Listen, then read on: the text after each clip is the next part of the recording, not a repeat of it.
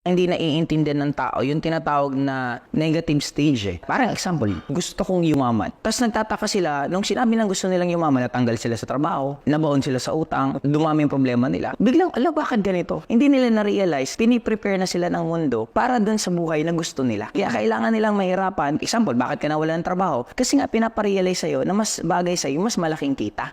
Kaya tinanggal sa yung barya para dun ka na mag-focus sa malaki. Kaya ka pinapahirapan para tumibay ka kasi yung pagiging matibay mo, yun ang gagamitin mo para dun sa success na gusto mong puntahan. Kaya in short, ang earth, ibibigay niya lang kung ano yung gusto mo. Naniniwala ka sa ganun. Kaya tayo may creator eh. Parang sa sitwasyon mo ngayon, years before, pinangarap mo yan.